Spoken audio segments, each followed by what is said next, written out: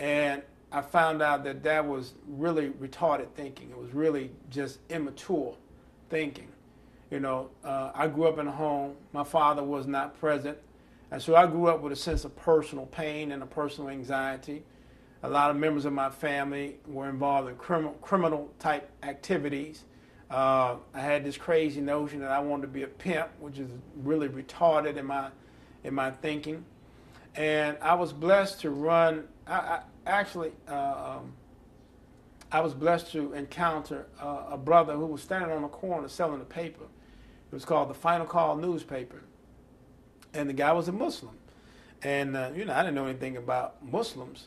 And the guy was actually selling a tape of a man by the name of Minister Louis Farrakhan.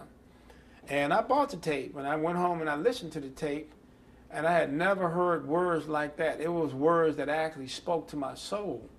And I said, wow, man, I've never, ever in my life ever heard anything like that. And so I read the newspaper, and I had never read anything like the Final Call newspaper. So it sparked curiosity in me.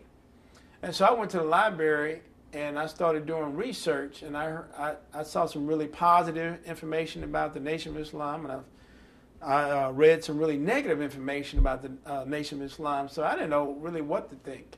And so I started asking members of my family and different people, friends and family, and people say, well, you better stay away from the Nation of Islam. They crazy, they radical, they this and they that. And that same brother who actually sold me that tape invited me out to the Muhammad's Mosque over in East St. Louis. And I didn't know what to think, never been to a mosque, I didn't know what to think. So I went to the mosque, and it was a totally different environment. There wasn't a lot of shouting, there wasn't a lot of screaming, there wasn't a lot of hooping and hollering. But there was a guy who stood before the podium, and his lecture was more informative. It was more educational, and it tied to the history that I had always longed for, that never got in school in terms of being a black male and in terms of learning about black culture and black history. I never got that. All my years of going to school, high school, middle school, college, graduate school, doctorate, all that, never learned anything about my history and culture.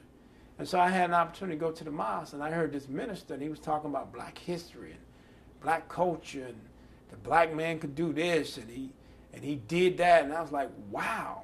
And I sat in that lecture for almost 2 hours, and it felt like 2 minutes. I'd never been exposed to or informed about anything like that. And the other thing is, I grew up as a Catholic. I went to Catholic school all my life. And there was something that was missing about Catholicism, I guess because all of the images were white. Everything was white. And, the Bible that I read, it describes Jesus as having hair of lamb's wool and feet of burnt brass. And so that denoted to me that he was a man of color or he was a black man. But in all of the stained glass windows in the church, he was always portrayed as